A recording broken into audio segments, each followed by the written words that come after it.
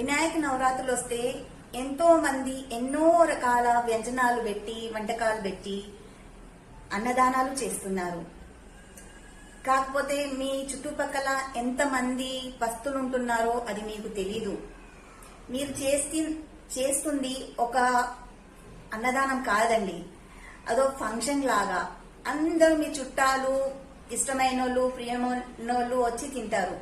నిజమైన పస్తులున్నోళ్ళు అక్కడ వచ్చి తినాలన్నా సిగ్గుతో రారు.